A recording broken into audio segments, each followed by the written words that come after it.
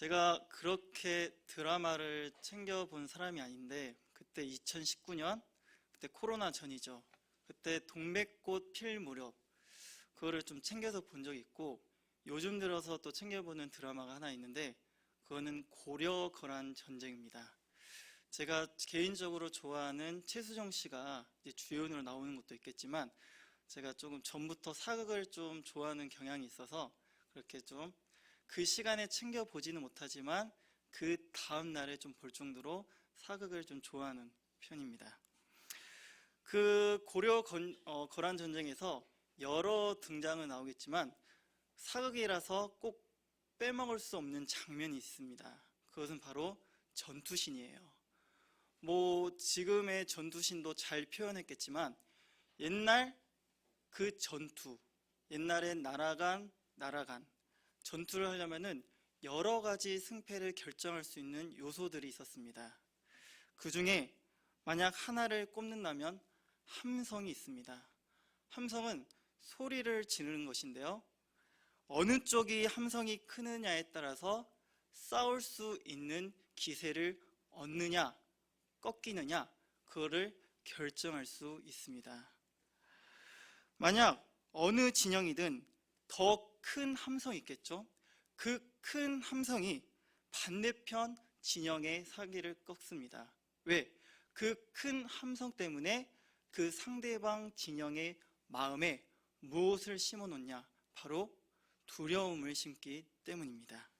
그래서 함성이 그 전투의 승패를 가를 정도로 중요한 요소구나 라고 생각할 수 있습니다.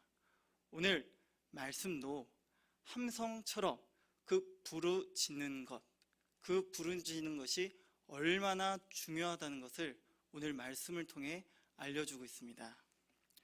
오늘 우리가 읽은 말씀, 그 말씀을 기록한 사람은 예레미야입니다. 예레미야가 살았던 시대는 이제 멸망의 시대로 달려가고 있었어요. 그리고 예레미야가 살았던 시대는 영적인 타락, 그리고 멸망의 시대로 도래하고 있었습니다. 예레미야가 이제 선포한 말씀, 하나님께 돌아와야 한다. 그리고 바벨론에게 항복을 해야 된다. 그런 하나님의 말씀을 전했어요. 그런데 예레미야가 선포한 말씀은 이미 악으로 잠식한 백성들에게는 소용이 없었습니다. 왜?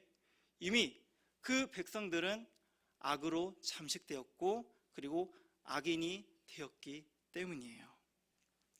여기서 예레미야는 말씀을 전하고 그 말씀만 전하고 끝나면 좋습니다.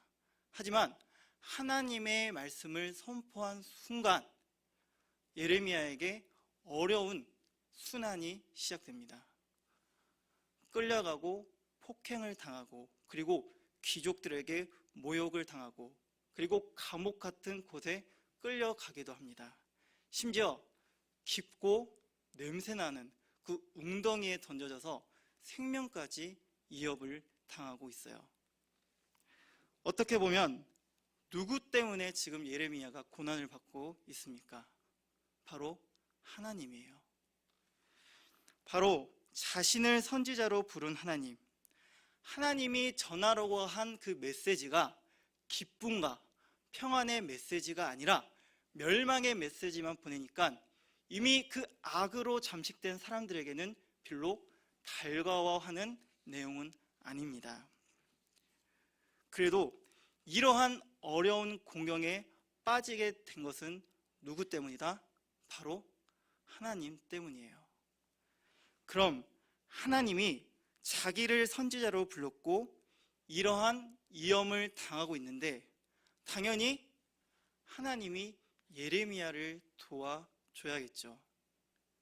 그런데 예레미야서를 전체적으로 읽어보면은 하나님이 예레미야를 도와주지 않는 느낌이 훨씬 듭니다. 아니, 하나님의 말씀을 전하면 고난을 당하더라도 그 중간에 도와주시던가, 이미 폭행당하고 끌려가고 욕설에 그리고 귀족들에게 모욕을 당하고 깊고 냄새나는 웅덩이에 던져지는 그런 괴로움을 다 겪었어요. 그래서 오늘 우리가 읽은 말씀은 정말 이상합니다. 너는 내게 부르짖으라. 33장 1절을 보면은 예레미야가 어디에 있냐? 바로 시대 뜰에 있습니다. 시대 뜰을 놀러 간 거냐? 아니면 누구를 만나러 가는 것이냐? 그것이 아닙니다. 시대 뜰에 갇혀 있는 상태예요. 거기서 죄인의 신분으로 시대 뜰에 갇혀 있는데 하나님이 거기서 내게 부르짖으라. 죄인 상태에서 소리내서 부르짖는다면은 거기 있는 병사들에게 맞을 수도 있는 상황입니다. 하나님은 이러한 예레미야의 처지와 상황을 다 알고 계셨음에도 너는 내게 부르짖으라. 앞에 예레미야가 지금 처해진 상황과 스토리만 보면은 연민과 그리고 불쌍한 마음이 듭니다. 하지만 현재 우리는 지금 드라마를 보고 있는 것이 아니에요. 하나님은 예레미야가 당한 고통, 현재 처한 상황을 다 알고 계심에도 왜 예레미야에게 부르짖으라고 하셨을까? 먼저 부르짖는다. 그것의 원어의 뜻은 부르짖음과 별로 멀리 떨어진 뜻이 아닙니다. 그 원어의 뜻은 소리를 지르다, 외치다 라는 뜻을 가지고 있는데요. 이 소리를 외친다는 말씀은 신약 마가복음 10장 46절에서 52절에서 살펴볼 수 있습니다. 마가복음 10장 46절에서 52절 말씀은 예수님이 바디메오의 눈을 뜨게 하는 이야기인데요. 예수님이 이제 여리고를 지나가고 있을 때 모든 사람들이 예수님을 보고자 다 모입니다. 당연히 많은 사람들이 있으니까 소리도 클 것이고 여기저기 예수님을 보느라 정신이 없었을 거예요. 거기서 바디메오도 예수님이 지나간다는 것을 듣게 됩니다. 거기 있는 유대인이라면은 예수님이 모든 병을 고칠 수 있다는 사실을 다 들었어요. 그래서 바디메오는 예수님이 지나간 것을 듣고 다윗의 자손 예수여 나를 불쌍히 여기소서 이렇게 소리를 지릅니다. 그런데 이미 예수님이 계신 곳에서는 많은 사람들이 있었고 그리고 많은 사람들이 여기저기서 이야기를 하느라 당연히 큰 소리가 있었을 거예요. 그런데 바디메오가 첫 번째로 소리를 질러 예수님께 이렇게 이야기를 하자 옆에 있던 많은 사람들이 바디메오를 꾸짖어요. 너무 시끄러우니까 소리를 지르지 말라고 꾸짖습니다. 그런데 바디메오는 더 큰 소리로 다윗의 자손 예수여 나를 불쌍히 여기소서 더 큰 목소리로 예수님께 이야기를 합니다. 이제 예수님은 그 소리를 들으시고 바디메오에 있는 곳으로 가요. 거기서 예수님이 너에게 무엇을 하기를 원하느냐? 이렇게 질문하시자 바디메오는 선생님이여 내가 보기를 원하나이다. 이렇게 이야기를 합니다. 그리고 예수님은 바디메오의 눈을 뜨게 해주세요. 여기서 질문입니다.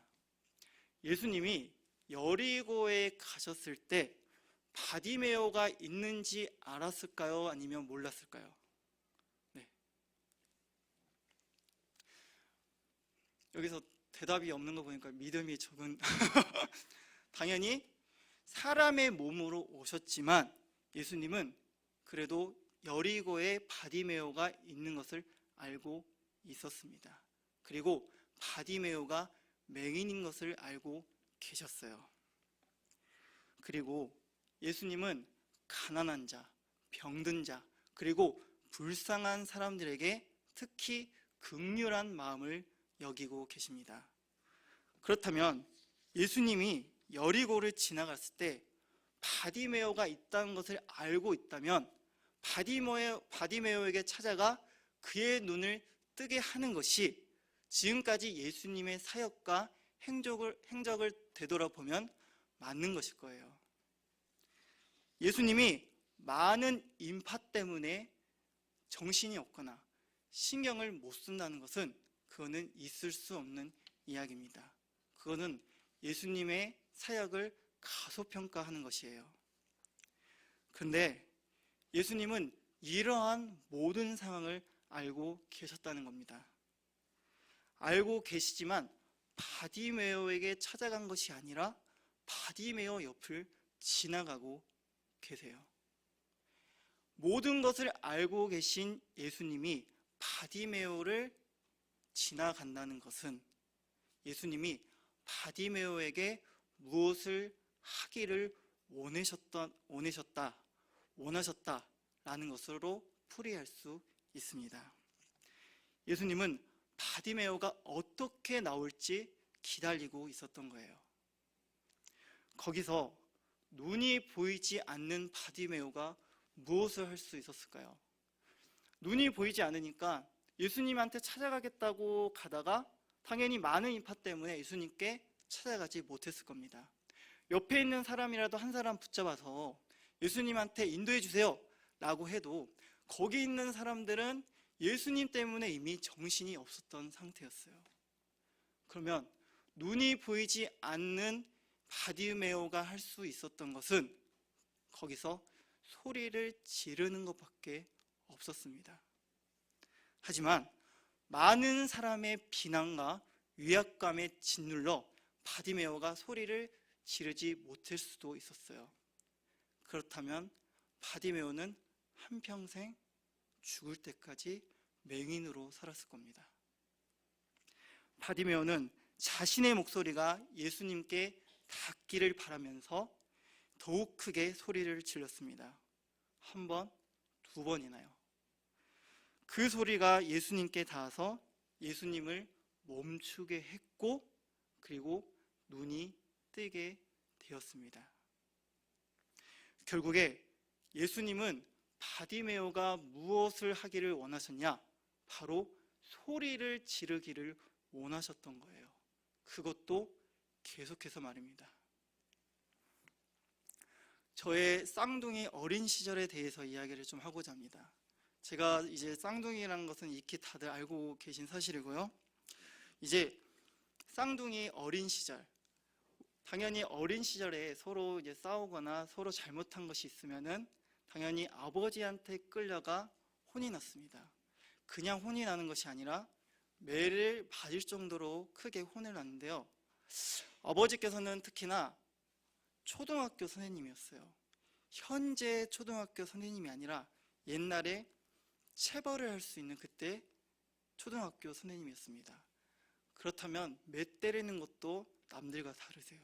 매 때리는 요령을 아시니까 한 대를 때려도 10대를 때리는 것처럼 엄청 아프게 세게 때리십니다. 그러면 제가 그리고 제 쌍둥이 형이 어린 시절 때 뭐 도망을 갈 수가 없잖아요. 무서우니까. 그래서 아버지한테 잘못한 것이 있으면은 아버지한테 이제 끌려가듯이 가서 이제 혼이 납니다. 근데 이제 쌍둥이라서 외모는 똑같을지 몰라도 성격이 다른 부분이 있어요. 그 상황에 따라서 성격이 달리 보이지만 저랑 이 쌍둥이 형이 매를 맞을 때 그때 조금 다른 부분이 나타납니다. 이제 아버지께 매를 맞으면 이제 어떻게 행동을 해야 될까요? 당연히 잘못했다고 용서를 빌어야 되겠죠. 근데 제 쌍둥이 형은 잘못을 해도 매를 맞아도 잘못했다는 말을 안 합니다. 근데 반면에 저는 어떨까요? 저는 이제 아버지한테 울고불고 용서해라, 나 때리지 말아라 이렇게 소리를 치면서 아버지께 용서를 빌어요. 그러면은 제가 울고불고 하는 그 모습에 아버지는 마음이 약해져서 더 이상 저를 때리지 않습니다. 반면에 제 쌍둥이 형은 어떨까요? 네, 제가 만약 끝까지 맞더라도 저는 중간에 끝나고 제 쌍둥이 형은 끝까지 맞습니다. 이렇게 외모는 똑같을지 몰라도 성격이 좀 다른 부분이 있어요. 아기 울음에 대한 부부의 정서적 반응이라는 논문이 있습니다. 이 논문이 어떤 내용이냐면은 아기가 할 수 있는 것은 울음소리밖에 없다. 하지만 이 울음소리가 태어나면서 가지는 능력으로 정의를 내릴 수 있다. 아기의 언어는 울음이고 그 울음은 소리를 지르는 것으로 표현된다. 그러니까 논문에서는 아기의 울음소리가 부모가 아기에게 접근하게 하는 행동을 유발시킨다는 것입니다. 그리고 부모는 울음소리를 듣고 아기를 도와주고 그 아기를 도와주는 가정에 유대의 관계와 애착 관계를 형성할 수 있다는 거예요. 그것이 바로 그 어떤 전제가 있어야 되냐면은 바로 아기의 울음소리가 있어야 한다는 것입니다. 그리고 울음소리가 부모가 어떤 일을 하더라도 그 울음소리를 들으면 부모의 주의를 환기시키고 그리고 아기를 돌보는 양육 시스템으로 돌입한다는 거예요. 울음소리를 들은 부모가 이제 그 의미가 어떤지를 파악해서 그거를 잘 대응할 수 있도록 도와준다는 것입니다. 결국에 아기의 울음소리가 부모의 정서적 반응을 일으키고 울음이 부모에게 이타적이고 보호의 감정을 일으킬 수 있다라고 이야기를 하고 있습니다. 그래서 그 아기의 울음소리를 들은 그 부모의 반응과 행동은 정상적인 것이다 라고 이야기를 하고 있습니다. 그럼 하물며 우리의 부모이자 아버지가 되신 하나님은 어떻습니까? 하나님의 형상으로 만든 우리들 그리고 여기에 모인 그리고 하나님의 자녀로 불린 우리들, 그렇다면 왜 하나님이 자신에게 부르짖으라고 하신 이유를 아시겠습니까?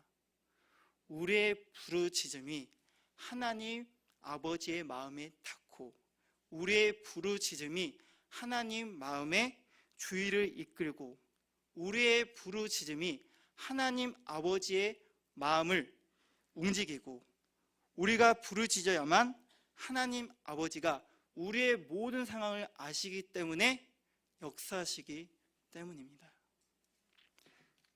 예수님이 바디메오에게 마지막으로 하셨던 말이 내 믿음이 너를 구원하였느니라. 예수님은 모든 것을 알고 계셨어요. 바디메오가 예수님 자신에게 소리를 지르기를 원하셨던 것입니다. 그것도 남들이 뭐라 해도 상관없이, 남들이 꾸짖어도 상관없이 예수님은 계속해서 소리를 지르기를 원하셨던 거예요. 결국 이 모든 것을 알고 봤더니 그것은 믿음의 가정이었던 것이에요. 예레미야는 하나님께 선지자로 부름을 받았고 하나님 말씀을 전해서 여기저기에 치이고 여러 순환과 공경에 빠집니다. 그래도 하나님이 시키는 대로 했으면 하나님이 중간이라도 도와주시던가 구출을 해주시던가 그렇게 도와주는 것이 맞는데 하나님은 예레미야에게 나에게 부르짖으라고 하시니 예레미야 입장에서 얼마나 서운하고 억울했을까요? 예레미야는 처음에 하나님이 자신에게 부르짖으라 라는 말에 의아할 수도 있습니다. 그리고 시대 뜰에서 함부로 소리를 지르다가 병사들에게 뺨을 맞을 수도 있는, 아니면 어떠한 벌을 맞을 수도 있어서 하나님이 자신에게 부르짖으라고 하는 것은 이해하지 못할 수도 있을 거예요. 하지만 우리가 알아야 할 사실은 믿음의 세계는 이해하는 것이 아닙니다. 그 어린 아기가 모든 것을 이해해서 운 것이 아니에요. 자기가 살고자 하는 본능으로 울음소리를 낸 것이고 그 울음소리가 부모의 마음을 움직이게 했습니다. 바디메오도 모든 것을 이해해서 소리를 지른 것이 아니에요. 자신의 병을 고쳐주실 것이라는 그 믿음으로 소리를 지른 것입니다. 바로 믿음의 세계는 이런 것입니다. 예레미야가 시대에서 소리 지르다가 자신이 처한 상황을 더욱 악화시킬 수 있습니다. 그리고 또 우리가 분명히 알아야 될 게 우리는 현재 눈에 보이는 세계만 사는 것이 아닙니다. 예레미야 그 당시에 보면은 눈에 보이지 않는 세계, 바로 그 믿음의 세계에서 살고 있었는데 예레미야가 살고 있던 그 당시에는 영적으로 타락한 시대, 그리고 죄가 잠식하고 악의 절규와 악의 빌명이 가득한 시대였습니다. 여기서 예레미야가 자신이 처한 상황의 눈치만 보고 악의 절규보다 더욱 소리치지 않는다면 하나님의 마음을 움직이지 못했을 것이고 그의 상황은 계속해서 보이지 않는 나락으로 떨어지고 말았을 겁니다. 앞서 함성 소리의 세기가 승패를 가르는 중요한 요소라고 이야기를 했습니다. 예레미야가 믿음의 세계에서 더 큰 목소리로 부르짖지 않는다면 이미 승패는 결정날 수도 있었을 거예요. 그렇다면 예레미야는 어떻게 했을까요?